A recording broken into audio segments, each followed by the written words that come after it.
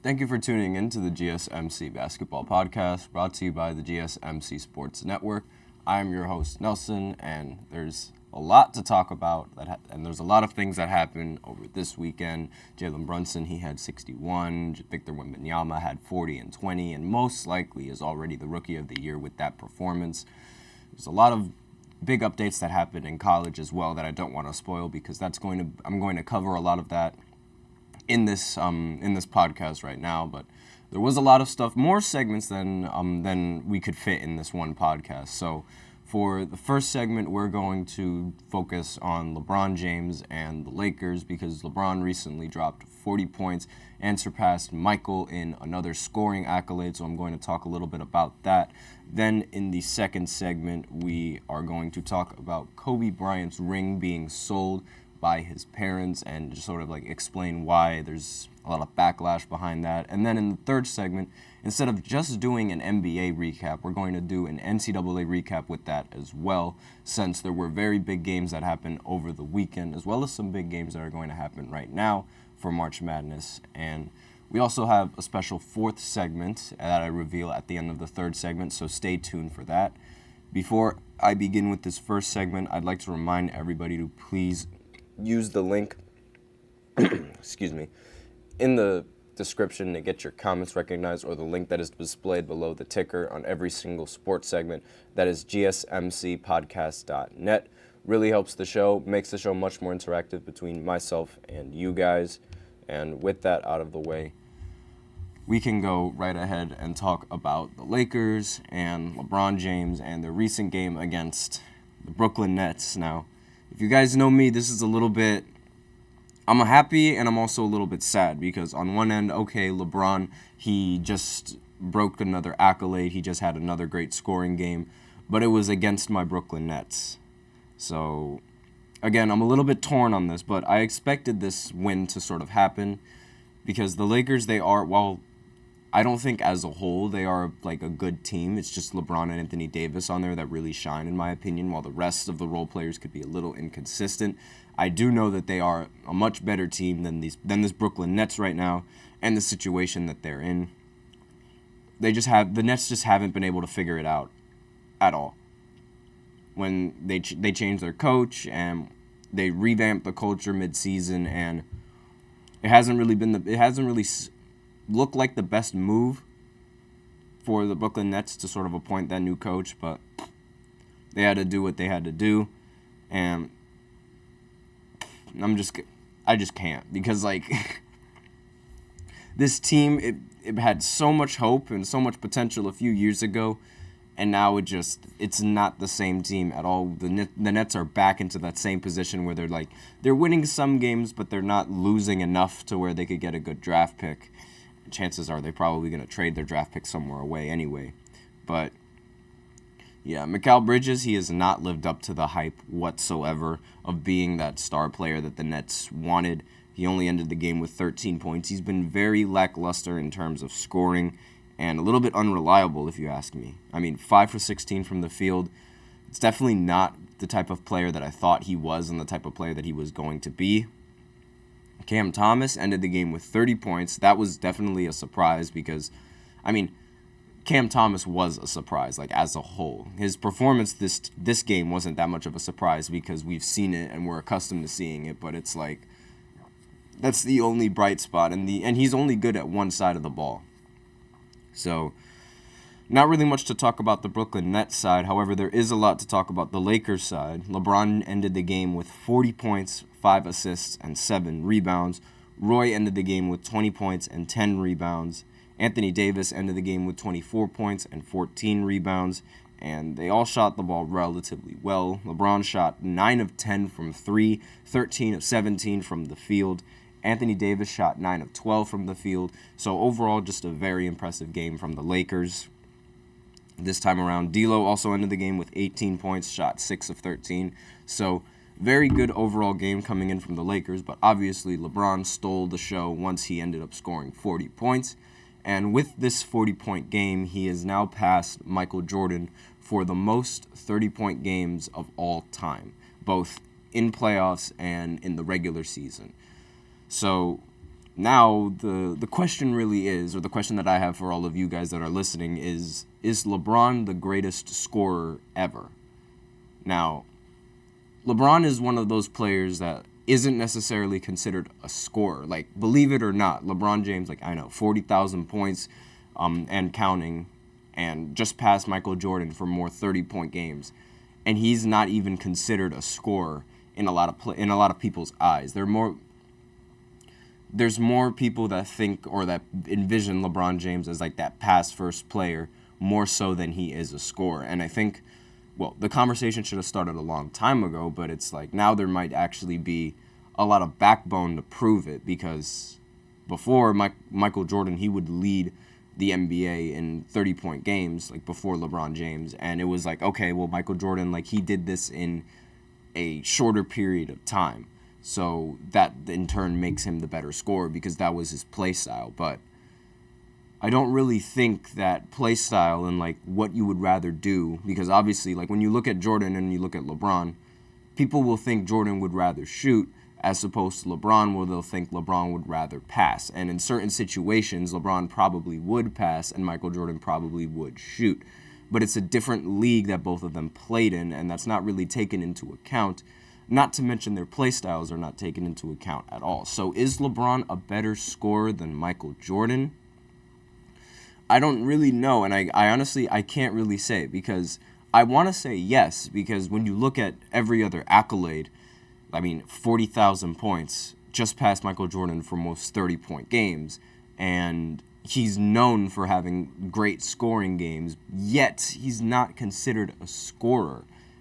And even in my opinion, I don't really think he's a scorer, because LeBron is a lot more than just a scorer, which is what Jordan was. Like everyone, it's easy to pinpoint like Jordan's strength because that's what he did. Like he was a scorer and he did that very well.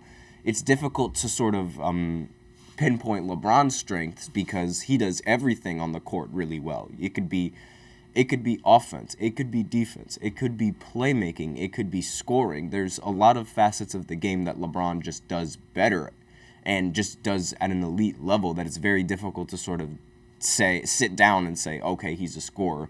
No, he's a pass-first player. So, again, it's really difficult to have that conversation. But my opinion, I don't really think there's anything else that's left to argue when you're talking about LeBron and scoring, because, like, again, like, the accolades are there. If LeBron James wasn't a scorer, if he really was a pass-first player, would he end up getting 40,000 points in his career? If LeBron wasn't a pass-first player, would he end up passing Michael Jordan for most 30-point games ever? I don't think so. I think that's something that a great scorer has to do. And it's like, I feel like LeBron James is that great scorer. But when, in hindsight, when I look at it when I look at it a little bit more and broader, I can't really just sit there and say LeBron is a scorer, because that's not the only thing that he does. He doesn't always go down the court and looks to score. And coincidentally enough, he said on his podcast that, like, if I wanted to lead the league in scoring, I could have done that several times. And by lead the league in scoring, he means lead the league in, like, points per game average. And he said he could do that if he wanted to. So now there's the thought process, okay, well, he's really a scorer, but he doesn't even want to be a scorer, and yet he is still breaking scoring accolades without trying to be a scorer. So now there's the thought process, because you know the thought process around Jokic, and like everyone thinks, oh, Jokic doesn't take the game seriously, and that's what makes his game even more impressive. Maybe that would make LeBron's game just as impressive, because it's like he's not necessarily taking the scoring part as seriously as being a complete basketball player, and yet he is doing more than a lot of the elite scorers that we've seen come into this league. So should he be labeled a scorer?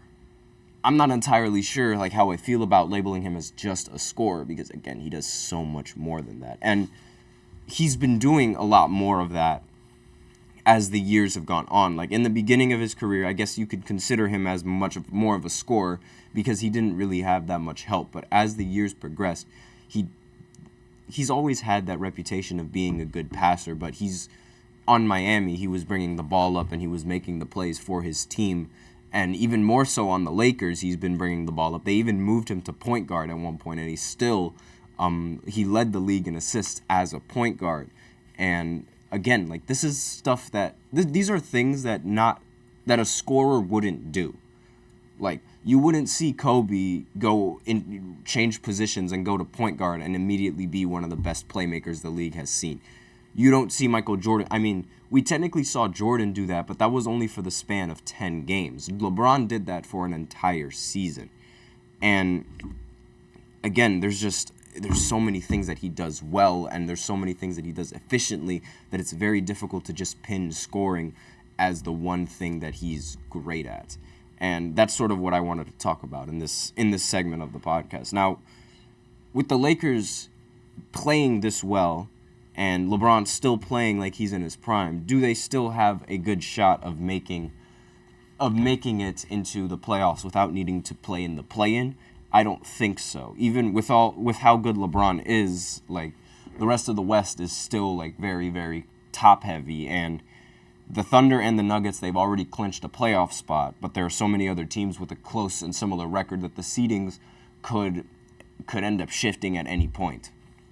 And the Lakers, the Lakers can't afford to rest any of their players, because if they rest any of their players, then there's a chance that they might lose some games that would determine their seeding, which is a situation that you don't want to put LeBron in, because, like, while LeBron is the GOAT, he's still the oldest player in the league, and there's no really telling how much he has left in the tank, especially going into the playoffs, which is going to be the biggest concern for the Lakers, just getting to the playoffs, because they would have to play either the Kings or the Suns at this rate, and that could change between either the Pelicans or even the Mavericks playing in the play-in. And when you have those teams in the play-in, that's like almost a death sentence when you're in terms of elimination, because both teams are very good at offense and both teams are just a very good unit. It's very, very difficult to beat Phoenix, and it's very difficult to defeat the Mavs and to contain those teams with their best players on them. It's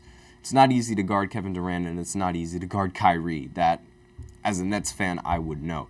And with this in mind, it's like they need all of their role players to start playing well, and they need every single ounce of offense that LeBron has and every single ounce of offense that LeBron can generate, because that's ultimately what's going to end up pulling them out of the series and of the play-in. LeBron's play and Anthony Davis's play as well.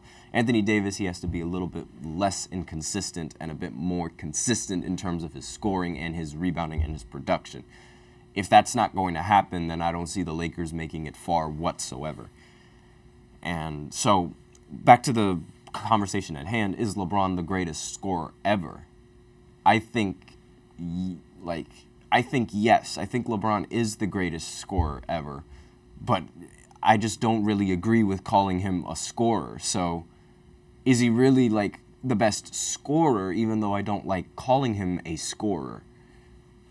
I don't know, because, again, like, I look at Michael Jordan and I see that Michael Jordan, he had over 630-point games, and he only played like 13 seasons. And compared to LeBron, who's played since he entered into the league, so that's 20-plus seasons, it's like the fact that it took him 20 seasons to get there, and it only took Jordan 13 seasons to get there, it's like, it's a very, very big difference, because LeBron is sort of he's sort of made it a longevity accomplishment, more so than he's made it a scoring accomplishment. So, is he a scorer, and is he the best scorer? I don't know, and while I am a LeBron fan, I hold a lot of respect for Michael Jordan and the respect that he brought to the game and the scoring prowess that he brought to the game. So it's a little bit difficult for me to pinpoint exactly like who's the better scorer. But let me know what you guys think in the comments. Do you think LeBron is a better scorer, or do you think Michael Jordan is a better scorer? Or do you think someone else like Kevin Durant, Kobe Bryant, or Kareem Abdul-Jabbar is the best scorer that the league has ever seen?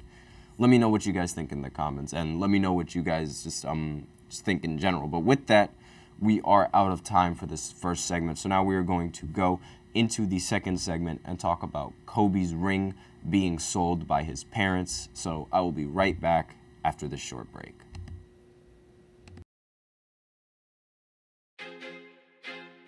feel like I'm losing my mind.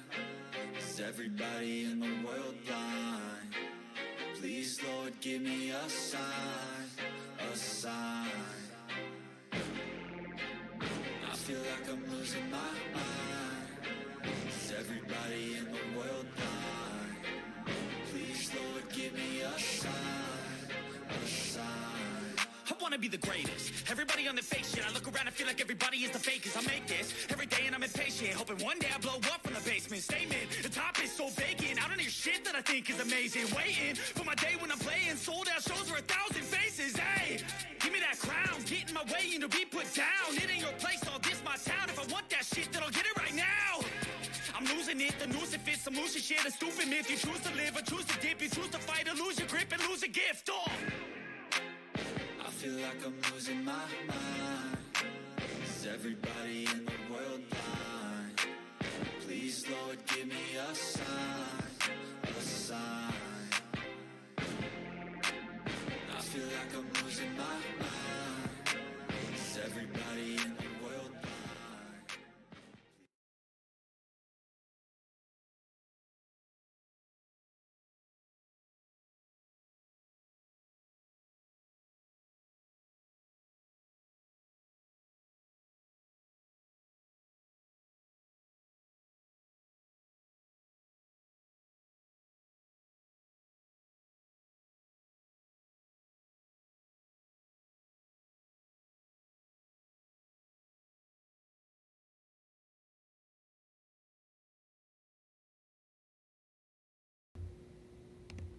And we are back with the second segment of the GSMC Basketball Podcast, brought to you by the GSMC Sports Network. And in this second segment, we are going to talk about Kobe Bryant and his parents selling his first championship ring in 2001.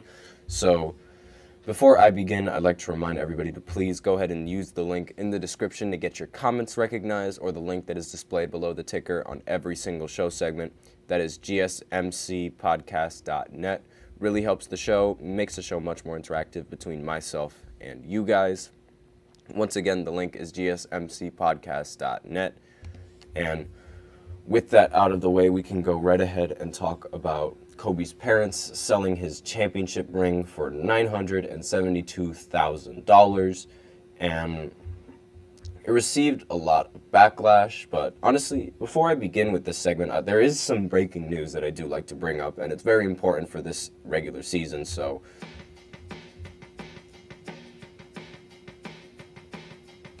And the reason why I bring this up is because it has to do with a team from Kobe's hometown, the Philadelphia 76ers. So if you guys know Kobe and how he grew up in Italy, and then afterwards he ended up going and grew up in Philly. So the Sixers, he played high school in Philly, and the Sixers was the team that he was hoping to play for, but ended up not really working out. And about the Sixers, Woj just tweeted out that there's a possibility that Joel Embiid could return as early as tomorrow against the Thunder, and hopefully help the Sixers hold their play-in spot and maybe even compete in the play-in and make the playoffs. Now, this sort of feels a little bit forced, if you ask me. I feel like the Sixers are forcing Joel Embiid into playing in this game because obviously they really want to win and they really want to continue winning, because when they won they had Joel Embiid. But now it sort of seems like they're now with this in the standings, they're like the 7th or the 8th seed right now, from when they were the 4th seed and the 3rd seed with Joel Embiid. So is it a smart move to bring Joel Embiid back now that your team's in the 8th seed and has to play a bunch of games in the play-in? I don't really think so. I feel like this move was a little bit forced, and maybe Joel Embiid didn't return completely healthy from his injury. I have no idea what his status is, but this sort of came out of nowhere. We knew he would return in early April, but again, this tweet sort of came out of nowhere, and I didn't really expect Joel Embiid to return this season. Especially with the offseason news of being able to acquire Paul George, I was suspecting that the Sixers would try to save Joel Embiid for next season And then if they were able to get Paul George, then they would play him out completely. That was my thought process behind it, because the Sixers, at least according to the report, they seemed pretty confident that they were able to give Paul George that max that he wanted and match the deal, or even exceed the deal that the Clippers are giving him. So, again, that's ultimately Paul George's decision, so we'll see in the end, towards the end game. But I don't think bringing Joel Embiid back is a smart move. Because I don't see the Sixers winning. Let me know in the comments what you think of the Sixers if they have Joel Embiid, but I still don't see them winning. I didn't really see them winning when they had Embiid, with how dominant the Celtics have been. And so I don't really, now that they're in a really low seed and they're expected to play either the Bucks or the Celtics in the first round, now I think they're actually going to do worse in the playoffs than I did in the beginning of the season. But I digress. So now let's go ahead and talk about Kobe Bryant's ring being sold for $972,000. Kobe didn't sell it, and neither did Vanessa. His parents were the ones that ended up selling his ring. Now, if you guys don't know a lot of Kobe and his backstory, his parents, Kobe and his parents, they sort of ended up falling out once Kobe ended up choosing Vanessa to be his wife. Now, it sounds a little ignorant, and that's because it is. That was the legitimate reason for why they ended up falling out. Kobe's parents, they did not approve of Kobe not marrying a black woman and choosing to marry Vanessa. And because of that, Kobe's parents, they did not really respect him as much, and it wasn't really something that Kobe liked talking about. It wasn't something that was brought up a lot of the time because, again, it's a very difficult conversation, because imagine that you finally accomplish your dream and you're finally happy, but your parents aren't happy with the decisions that you've made, and they aren't happy with the person that you've become. Even though you've worked hard and you put your sweat and soul into the game, like Kobe did. It's like he feels all that hard work just for his parents to disapprove of one little marriage. And it was obviously it took a toll on him, and it's a burden that not many people would want to bear. I don't even know what I would do if my parents didn't support me in any of the things that I did. I really have no idea where I would be. And the fact that Kobe was able to just push on through with that and still go through with the marriage and still go through with this, it's something it's beyond me. And Kobe's parents, when they ended up playing the Sixers in 2001, Kobe's parents didn't even show up to a single game. And that's why you have that famous image in 2001 of Kobe holding the championship and looking very sad, looking away from the camera. That was the whole reason, and that's what sparked that picture, because Kobe was sad that his parents didn't go to any of his games. And here his parents are right now in his death, selling his championship ring, because more likely than not, they need the money. And it received a lot of backlash from the media, because selling a championship ring, that's not really something that you'd envision anybody doing. You don't really picture any NBA player selling any of their rings, because that's an accolade, and no one would sell their own ring. That's sort of the thought process behind it. But you also have to think about it logically. Maybe his parents didn't really, they weren't in a stable position to be able to support themselves without selling that championship ring. They sold the championship ring from 2000, by the way, against the Pacers. So, it did give them a lot of money in return, but it's it also gave them a lot of backlash, because it's why did they end up selling this?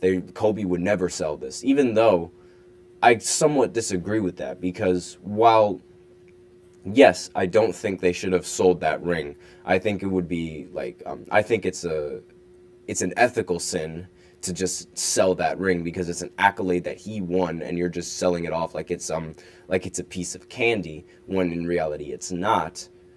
But those rings, they're forever. There's nothing that can take away Kobe's accomplishments, not even selling his accomplishments to other people. That ring is embedded in not just the Lakers' history, but in NBA history, because again, that Lakers team, that was the start of a three-peat. And there are only a few organizations in the history of sports that have ever three-peated in any major sport. Like you can only name a few. You can only name the Chicago Bulls, and you can only name the Lakers, and you could also you can only name the Boston Celtics way back when they won 8 straight. So there's not many championship teams like that. There's not really many dynasties that could say they've won 3 in a row. And that's sort of that's never going to be taken away from. No matter, you can sell all the trophies, but that's going to live on forever. So because of that, I don't really think it's a big deal that they ended up selling that ring. And I don't really think they deserve to get a lot of backlash from it, because we all know Kobe won in 2000. We all know what he did when Shaq got fouled out. We all know the story behind it, and that's forever going to be ingrained in the history of basketball. Nothing can take away from that. And Kobe himself, he even said that, he was asked a question, what would you, if your house was burning, what would you get? Would you save your rings? And he said no, he wouldn't save his rings, because those rings are sort of they're embedded in history. And while yes, they are valuable, there's nothing that's going to be able to take away from all that, from that accomplishment, no matter what you do. And you could sell it to anybody that you want, but that's, the history is there, and the history's been there, and Kobe was on that roster, and it's going to live on for, especially now, in the hearts of Laker fans, it's going to live on forever. So I don't really see the reason why there needs to be backlash, but with that, we are out of time for this next segment. So now we are going to go into our NBA recap and NCAA recap in the third segment. So that's going to be a much longer segment than usual, because there were a lot of games to cover, and I'm going to try my best to cover all of them in the time that we have. So I will be right back after this short break. Looking for your daily fix of sports talk without having to pay for it? GSMC Sports Network is available on YouTube.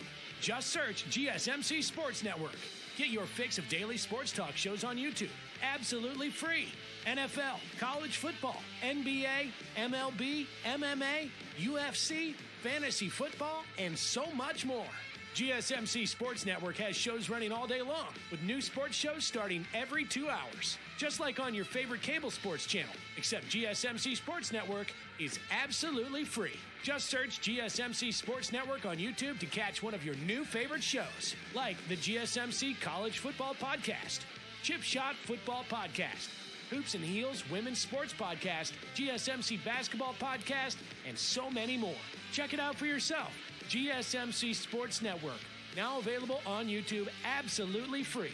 Search GSMC Sports Network on YouTube right now.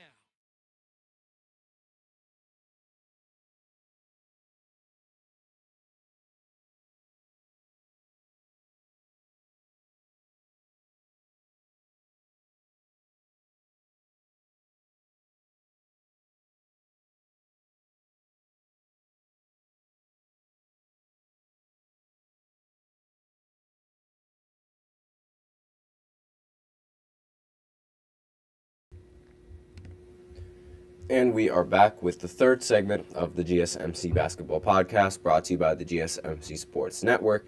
And in this third segment, we are going to be doing a recap of NCAA and the NBA, because there were a lot of important games that were happening over the weekend. Playoffs are coming around soon for the NBA, and the Elite Eight was going on over the weekend. So might as well go ahead and cover that first, because I did cover the Sweet 16 and the rest of the games that were happening on that day. So I might as well go ahead and cover the other games that ended up happening. So on Friday, Tennessee, North Carolina State, Purdue, and Duke ended up advancing to the Elite Eight, and they ended up playing on Sunday, I believe. But we'll go over the teams that ended up playing Saturday first. So UConn beat Illinois 77-52, and so far UConn has proven to be the most well-rounded team in this entire tournament. And the score wasn't always a blowout. However, the first half ended with a score being 28-23, and then UConn started to turn on the gas. and ended up scoring in the second half 49-29. So a bulk of the scoring for UConn ended up coming in the second half as opposed to coming in the first half. They started out slow, but then after they got into the half and regrouped, they ended up picking it up and they ended up winning the game in the end. They also opened up the second half with a 30-0 run against Illinois. So with this in mind, it sort of proved the notion that this was the best team in the NCAA tournament and the team to beat, because every single one of their games has been a blowout. Every single one of UConn's games, they've won in a blowout, and the score hasn't even been close. So it really just shows how ahead of the game they are compared to everyone else. Not to mention the fact that they've already been there and done this. It just adds onto the impressiveness of this run, because most of the time teams that have been there, they might feel the pressure of like, oh my God, what happens if we don't end up going farther than we did last year? But so far that hasn't really affected UConn as much as it has affected other teams. Alabama, they were the surprise going into the end of this weekend. They ended up beating Clemson to advance to the Final Four, and they ended up winning 89-82.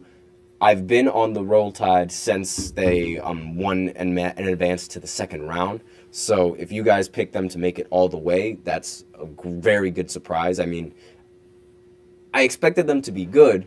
I expected them to continue being good, but making it past this round over to the Final Four, that is something that I definitely couldn't expect. But I could see it happening. I just didn't really expect it like that, because while I was on the Roll Tide, I did think that maybe their offense would end up sort of hindering a little bit as the rounds progressed, and their lack of defense was going to come back to haunt them. But so far, that hasn't really seemed to be the case. They've been the better offensive team every single night out, and that's what's prevailed them. But going up against UConn and matching up against them in the Final Four, that's going to be a challenge, because now they have to have both a great offense and they have to have a great defense to stop UConn from scoring. And UConn has both of that, so I feel like this is where their road ends. But of all the games that ended up happening, that was not really that much of an upset, in my personal opinion. At least when you look at it in hindsight, or at least from what I was, in my personal opinion. Now, the last game yesterday, Purdue matched up against Tennessee, and they ended up winning 72-66. Purdue has gone a lot farther than they did last year, so I guess last year was sort of like a fluky year for them, which, if you guys paid attention, I wasn't really too high on Purdue making it through into this far in the tournament, but so far they've proven me wrong. Zach Edey ended up scoring 40 points and 16 rebounds, so he was the reason why Purdue ended up making it this far. Very good performance coming in from him, and it's like there's nothing that Tennessee could really do to stop them or to stop Zach in terms of scoring, because it's like he's so much taller than everyone else in college, and it's just like really difficult to overpower him in that end. And they tried to match him in scoring. Dalton Netsch ended the game with 37 points, but it wasn't enough to beat Purdue, and they end up advancing. Now, the big upset that ended up happening was Duke going up against North Carolina State. Now, I didn't expect Duke to make it this far, but I also didn't expect them to lose to an 11th seed to stop them from making it to the Final Four. North Carolina State ended up winning 76-64, and that was a very big shocker for this team. And Duke is usually like, they don't have Coach K, but still they are a very good basketball team and a very good college organization. And the fact that they ended up losing to a very low seed like this, it really speaks on North Carolina State. Now they're definitely going to get a lot more recognition being an 11th seed and being in the Final Four. Like, that is they should be very proud of what they've done and their accomplishment. So that's a recap of the college side. So now let's go ahead and go to the NBA side, because there were a lot of games that happened over the weekend, and a lot of these games that ended up determining seeding. So I'm gonna skip over the Mavericks and the Houston game, because I'm gonna talk a little bit about that in the fourth segment. So stay tuned for that. The Thunder ended up matching up against the Knicks. Now, it was a very close game. Jalen Brunson scored the go-ahead field goal, but then Shai Gilgeous-Alexander ended up winning the game for OKC in the end off of a buzzer beater, and that was it for the game. They ended up winning 113-112. Brunson ended the game with 30 points, as usual. Josh Hart ended the game with 13 points and 15 rebounds. Miles McBride ended the game with 19 points, and DiVincenzo ended the game with 14 points, and they all played a hefty amount of minutes. So, obviously, they are missing Julius Randle's production on the offensive side of the ball, but hopefully he returns from injury soon before the playoffs start, because I really think that they're going to need Julius Randle for this playoffs. Otherwise, they might not end up making a deep run, and they don't have a chance in beating Boston if they don't have Julius Randle. Now, on the Thunder side, I believe they had already clinched a playoff spot with this win. Yes, they did. They are the first seed, and they look like they're going to either face the Phoenix Suns, the Lakers, the Warriors, Houston, or the Kings. One of those teams is going to be the team that the Thunder plays in the first round. And if they don't play the Lakers, I see them winning in the first round. But if they do play the Lakers, then I think the Lakers have a good chance of beating them, because they've beaten them before in the regular season. The Thunder had no answer for them. So there is a possibility that they end up winning, that they end up losing that series and end up going one and done. Because of all the teams that are in the top seed, I feel like the Thunder are the most vulnerable to losing to a much weaker opponent, I guess you could say. So my ceiling for them is making it to the Western Conference Finals. And, well, actually, my ceiling for them is making it all the way to the NBA Finals. And their lowest point is losing in the first round to the Lakers. That's their high point, and that's their low point for me. So I already talked about the Lakers and Nets. Like, if you paid attention to my podcast, the Nets, their season is over. It's done. There's no need to talk about that. And the Lakers, again, their ceiling is Western Conference Finals, because I'm not entirely sure if they're even able to beat the Nuggets if they match up against them. And their low point is losing in the first round of the play-in tournament to the Golden State Warriors or the Houston Rockets. That's their low point. But at this rate, I don't really see the Lakers losing to the Warriors, but it is a possibility that it could happen. So it's still up in the air on that verdict. Now, the Nuggets ended up beating the Cavs 130-101. The Cavs, they still don't have they just got Donovan Mitchell in the lineup, but he ended up scoring only 13 points, so they didn't really have his best, but they still had him, and they ended up getting blown out. Evan Mobley ended the game with 23 points. Garland did not show up in this game whatsoever. Jarrett Allen ended the game with 19 points. And Jokic had a dominant 26, 16, and 18 game. So, again, when he has a triple-double, it's like the team is impossible to beat. KCP ended the game with 22 points. There was also no Jamal Murray, so the fact that they were able to win without a fully healthy squad definitely says something about this team and how much chemistry they have as a whole. So again, their ceiling is championship, and their worst point is losing in the second round. And honestly, I don't even know what team could beat them in the second round. So honestly, their low point could be losing in the Western Conference Finals, or even losing in the NBA Finals. Honestly, you know what? Yeah, that's their low point. It's either win or they lose in the finals. That's going to be the Nuggets and their ceiling, because I really do not think that any team has a single chance in beating the Nuggets in the West. I really don't. But that's my opinion, but we'll see how the rest of the season plays out. The Heat ended up playing the Wizards. The Wizards, obviously, they're not going to make the playoffs, so there's no need to talk about the Wizards side. But the Heat, they are a wild card team. There's a possibility that, they can make a deep run despite being a relatively low seed. They've done it before. They could do it again. And a lot of people are sort of relying on playoff Jimmy to do that. So I think with this win, 119-107, they have to sort of keep this win and this winning streak alive if they want to have any type of success going into the playoffs. So I think their ceiling is Eastern Conference Finals appearance with Boston, and their lowest point is losing in the play-in to, let's just say the 76ers. And they end up playing, honestly, their low point could be losing to the Boston Celtics in the first round. Because the Boston Celtics, they do have a chance of playing the Celtics in the first round if they fall all the way down to the 8th seed.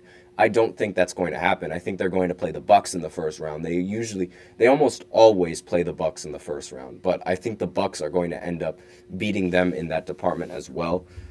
So not much hope for the Heat. I mean, they do have a chance to make it competitive, but I don't think they will. Next team on this list, the Clippers ended up beating the Hornets 130-118. The Clippers, I sort of have lost the hype, and I'm not on the hype train for the Clippers as I was in the beginning, where like I thought they were the best team. So, I mean, Paul George, he ended up scoring 41 points and tying his the most threes in a game that he's made on the Clippers. He went 8 for 12 from the 3-point line.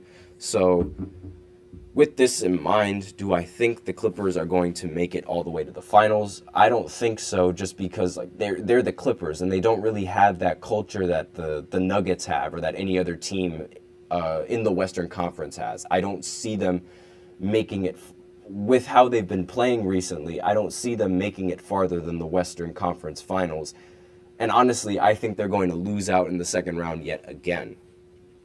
And if they lose in the second round, that might push Paul George out of the Clippers because they ended up making it farther without Kawhi Leonard than they did with Kawhi Leonard. And that was with Paul George being the number one option, and they're not going to pay Paul George that money. I think that would be enough to push him out. But that is just me, and that's my ceiling and the low point for the Clippers. Now, for the Sixers, we just had news that Joel Embiid could return as soon as tomorrow. They ended up beating the Raptors 135-120, but I still don't think that they're going to make it far. Again, their ceiling is making it to the first round and losing in the first round, and their lowest point is losing in the play-in entirely. And depending on what they do is probably going to be dependent on how well Joel Embiid plays. And even so, if with Joel Embiid at 100%, I don't think they can beat the Celtics. Next is the Kings going up against the Jazz. The Kings ended up winning 127-106. So really dominant win coming in for the Kings. And they're in the play-in right now. They're a team that really shouldn't be in the play-in because they have a very, very good roster with Domantas Sabonis and De'Aaron Fox. Sabonis is in the MVP rankings, so the fact that he wasn't an All-Star this year really shows like how bad the media coverage is for the Kings, and they're in the 8th seed right now, and there's a possibility that they could end up losing to either Golden State or the Lakers in the play-in. So I think their lowest point is losing in the play-in, but their highest point is making it to the second round. Or even, it's really difficult because I feel like if they match up against the Denver Nuggets, they have good enough matchups to sort of maybe stop them at some point. But I don't think they will. Like, there's a chance, but I just don't think that they'll meet the pressure because when you're looking at the Nuggets and you're looking at the Kings, the biggest difference maker is experience and playoff experience. The Nuggets have a lot of that. The Kings, they've just made the playoffs and they only made it last year after a 15-year drought. And I feel like they still have to overcome that pressure of not being known as a playoff team. And losing to Golden State last year, I mean, I didn't really see that happening. Like, I knew that the Golden State Warriors last year, they were a great team and they had a chance in beating them, but I didn't think they would end up toppling a 3 seed. But that's my opinion on it. So we'll see how it goes, but I think that is truly their ceiling. Their ceiling is either a first round, making it out of the first round and making it onto the second round, but a second round exit, and then their lowest point is being a loss in the play-in. So that's just my opinions on that. Now, the Timberwolves, they ended up losing this game against the Chicago Bulls, 101-109. The Bulls, they're the 9th seed in the play-in, so they do have a chance of making noise. However, I do not think they are good enough to make it to the playoffs and beat any of those teams. I mean, there is a chance they beat the Sixers. On the slim chance that Joel Embiid isn't the same animal that he was in the beginning of the season, there's a chance that they slip into the 8th seed, but they end up losing. So their ceiling is going to be the first round exit, and their low point is losing in the play-in after the first series, like how everyone expects them to. Now, with the Timberwolves, on the other hand, they're third in the standings in the Western Conference. So they were 1, they were 2, then they were 3. And it fluctuates every single time with those teams. But it looks like they're going to be playing the Pelicans in the first round. If Karl-Anthony Towns, I don't know the status on Karl-Anthony Towns. I don't know if he's going to return to the playoffs to help them play. But if he does, then I think their ceiling increases. But as of right now and where their team stands, I think they only make it to the second round. And their low point would be losing in the first round to the Pelicans or maybe even Phoenix. That would be their low point. So it's either they make it to the second round or they don't make it to the second round. That's the team, and that's what I'm expecting of them. Now let's go ahead and look at the rest of the other teams that ended up playing. The Warriors and the Spurs, they played against each other. The final score was 117 to 113 in favor of the Warriors. Now, I don't think the Warriors have what it takes to beat the Lakers, so I think that their highest point is losing in the play-in, and their low point is not even making the play-in and losing that play-in spot to Houston, which it seems like Houston has a very, very good chance in doing so. Even though Houston lost to the Dallas Mavericks recently, and I'm going to talk about them in the next segment, but the Houston Rockets, they've shown that they could be a really good team with Jalen Green, and they showed that they could win a lot of games, but their win streak was ultimately snapped due to Luka Doncic having a great game. He ended the game with 47 and 12, by the way, so breaking that win streak was definitely, it might have stopped the momentum for Houston, which might have been what Golden State needed to keep their play-in hopes alive. But again, this Houston team, they could get it rolling yet again, and this Warriors team, they could end up losing yet again because, Curry, he's not been the same consistent monster that I've seen him in previous seasons, even though he ended this game with 33 points and shot the ball 7 of 15 from 3. Draymond Green ended the game with 21 points and ended the game with 11 assists as well, and also 6 steals, so he was playing very, very good in this game. Also shot 8 of 9 from the field, so who says Draymond Green can't bring value? Klay Thompson ended the game with 13 points, 2 of 8 from 3. He is going to be the downfall of this team. His shooting is going to be the reason why they cannot either make the play-in or they cannot win in the play-in. Mark my words on that one. Now, the Spurs, their season was already done, and now they're really hoping that their only hope is that Victor Wembanyama wins Rookie of the Year, and it looks like he's going to do that almost unanimously. Ended the game with 32 points, 9 rebounds, 5 assists, and 4 steals, also 3 blocks. His defense is astonishing, and it's definitely something that no one expected to be this developed going into the league and this polished. So imagine with more experience in this league, just how much better he is going to be. That is a scary sight for this, for the Spurs and for the rest of the league. Now, let's see. There were games that happened on Saturday. Now, you guys know what I feel about the Celtics and the Pelicans, but you guys don't know how I feel about the Orlando Magic. Orlando Magic. They ended up winning 118-88 against the Memphis Grizzlies. So this Orlando Magic team, they're the 5th seed in the Eastern Conference. Now, at this rate, they look to be playing the Knicks in the first round. And I honestly think that is their ceiling. They're going to lose in the first round to the Knicks. And that's also their low point, because at this point, that's sort of the lowest they could go, unless they end up dropping all the way down to the play-in and having to play a bunch of either Miami or the Sixers. But their high point would be losing to the Knicks in the first round of the playoffs, and their low point would be losing to the Celtics in the first round of the playoffs, assuming that they have to drop all the way down to the play-in. But this Magic team, while it is good, I think the New York Knicks are a better team, and they have a lot better chemistry. But that is just me, and not to mention, the media coverage around the Magic is very lackluster. So that means that they don't really have much pressure on them. So if they go into the playoffs and now all the pressure is on them, and all the lights are on them, maybe they can't handle that pressure because they weren't expected to handle that pressure at all in the regular season. So that might end up playing a toll and in their playoff performance. But that's just me.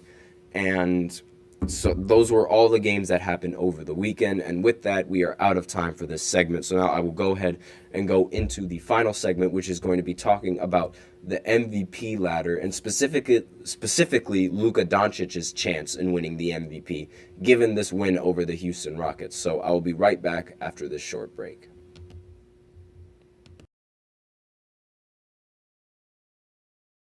For the best and latest podcasts available anywhere, go to the podcast app on your cell phone and type in GSMC to access free content-rich podcasts on health and wellness, book reviews, sports, entertainment, relationships, social media, movies, technology, finance, and even weird news. Subscribe and download the GSMC Podcast Network's family of shows, available everywhere podcasts are found.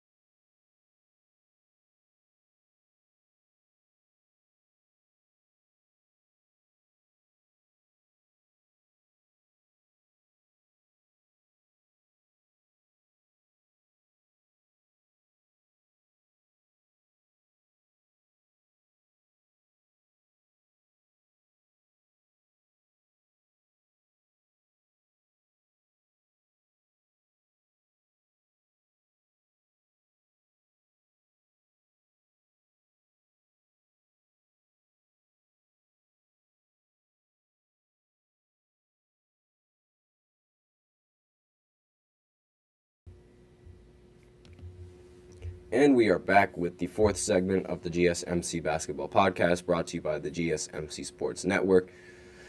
And in this fourth segment, we are going to be talking about the MVP ladder and specifically Luka Doncic's chance of winning the MVP, because he shot right up in the rankings right when the Mavericks started winning, as I predicted and as I've been saying throughout this entire podcast. So let's talk about this win over the Houston Rockets. So the Mavericks, they ended up winning 125 to 107. Luka ended the game with 47 points, 12 rebounds, and 7 assists. Kyrie ended the game with 24 points and 7 assists as well. And the scoring, obviously, between those two is just almost unstoppable, especially when Luka Doncic is scoring that much and getting as many stats as he has. Jalen Green was quiet in this game, ended up scoring only 12 points. Jabari Smith Jr. ended the game with 28 points, and there wasn't really much. Dylan Brooks ended with 0 points. So there wasn't really much scoring on Houston's end. There wasn't really much efficient scoring on Houston's end, and that sort of ended up causing them this game. So Houston's ceiling, I think, is making the play-in spot and losing in the play-in, and their lowest point is losing completely and just not making it to the play-in at all. And their high point is making it all the way to the Western Conference Finals, and their low point is losing in the first round to the Clippers, because that is still a possibility that could happen depending on how the seedings go. They could end up playing the Clippers again, and they end up losing to the Clippers again. Now, there's a stipulation around Luka Doncic that he owns the Clippers, but ironically enough, he has never won a series against the Clippers. So can you really say that he owns the Clippers just because he puts up a bunch of points against them and they end up losing? I don't think so, but that's just my personal opinion. And I bring up Luka specifically because after the Dallas Mavericks have started winning these games and they've started being a winning team late in the season after the All-Star break, Luka Doncic and his MVP, his odds, they sort of ended up increasing, because obviously the award, it goes to the best player on the best team, and if your team is winning and you're the best player, you automatically make it into the MVP conversation, because Jason Tatum, no one necessarily considers him as the best player in the league, but he is the best player on the best team, and those are the requirements that you need in order to be in the MVP conversation and be in that talk. So with that in mind, the fact that the Mavericks are, right now they're like the 6th seed, they're in a low seed, they aren't as high as the Celtics or the Nuggets or the Bucks, but the fact that Luka Doncic is now in the top 2 of the MVP rankings. In fact, you know what? Let me see if I could pull it up right here on the screen so you guys can see it. Here we go. Yeah, okay. So, as you could see by the rankings, you could see that Luka Doncic is right underneath Nikola Jokic. And if I scroll over more and see their odds, their probability, Jokic is by far the favorite with a 51% chance of winning the award, while Luka and the rest of the other ones are like in the 15% or a little bit lower. So, with that in mind, is Jokic's MVP in jeopardy? I think it somewhat is, because voter fatigue might start taking a toll on Jokic. Now, and that's sort of the thing that has stopped a lot of players from getting the MVP in previous years, voter fatigue. Because a lot of MVP voters, they end up getting tired of voting for the same player every single time. And I really don't understand that, because even like if there was no such thing as voter fatigue, I think LeBron would win the MVP like 5 times straight, because he's been the best player that the league has seen for the longest time, and people weren't voting for him because of voter fatigue and because of other players playing well. So when other players are playing well and you've already voted for one of the previous MVPs, the thought process is like, okay, maybe we should let someone else win the award. And is it right? I guess, but is it right in terms of like, okay, that's the player that deserves the award? Sometimes it's not. And I feel like now Luka Doncic, he definitely has the best chances of stealing that award from Nikola Jokic because of the winning that the Mavericks have done. And as you could see, Shai immediately, like, he dropped from 2nd all the way down to 4th, and Giannis has sort of held that 3rd spot relatively comfortably. So with that in mind, there was a lot of hype around Shai, but I knew he was never going to win the MVP because he has a great team. And there comes a point where it's like, okay, where do we give the award to the best player, or where do we give the award to the best player on the best team? And that's going to be the conflict with the Dallas Mavericks and the Nuggets, because here you have Jokic putting up ridiculous numbers and his team is winning, but here you have Luka Doncic putting up even more ridiculous numbers, but his team isn't winning as much, but now they're winning late in the season. So recency bias is also going to take a toll on Nikola Jokic, because right now the Dallas Mavericks are hot, and they're the team that's like sort of, I guess, a dark horse and a favorite. So with all of this in mind, I do think that Luka Doncic has a slight chance of stealing this MVP award from Jokic, but I don't think it's enough. And it really does bother me, because Luka Doncic, he is, in my opinion, he is the best player in the NBA right now. Like, there is him and Jokic, they're both the best player in the NBA right now, but I think Luka is better than Jokic. And in terms of just what we've seen from this season. Now, when the playoffs roll around, that might end up changing my mind, but so far what we've seen from this season and what we've seen from Luka, I see a player that is doing everything that he can to try to help his team win, but his team just sort of hasn't been able to do that yet. And I'm just going to get rid of that. And with Jokic, I see a player that is doing what he needs to do in order to have his team win. And what he needs to do is score a lot of points, get a lot of assists, and do all of that. So in terms of value, I see why Jokic is the more valuable player, but in terms of like the best player, I think it is Luka. And it just gets really difficult, because it's like, I think Luka deserves the most valuable player, because it's like, without Luka, this Dallas Mavericks team would be in the dirt. They wouldn't be nowhere near as good as they are with Luka. And the same argument can be applied with Joel Embiid. Like, look at what the Sixers have been doing without him, and look at what they were doing with him. So if the 65-game requirement wasn't a thing, would Joel Embiid still be the favorite?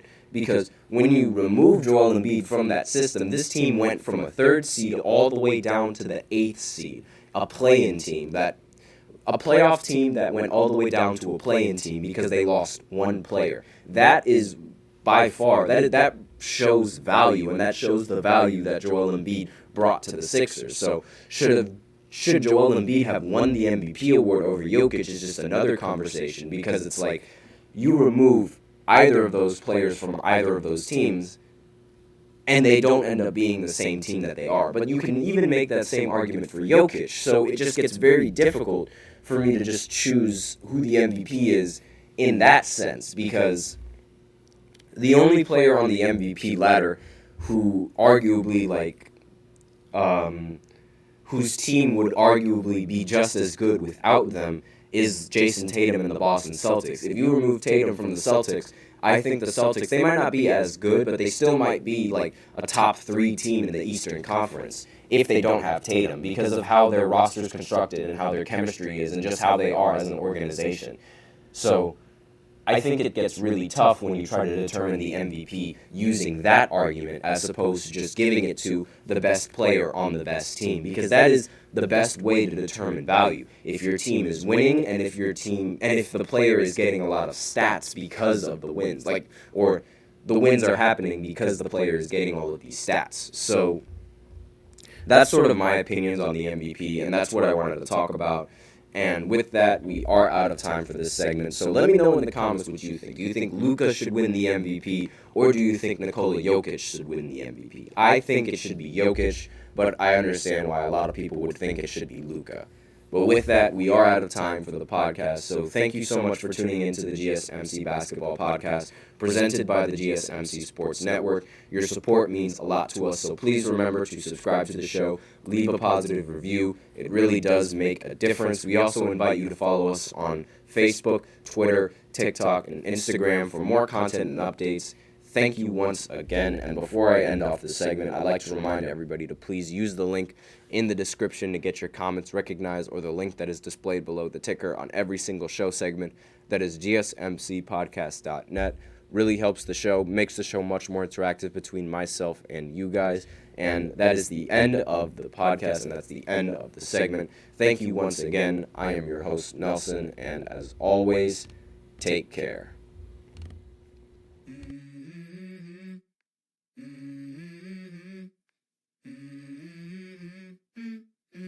Let's go.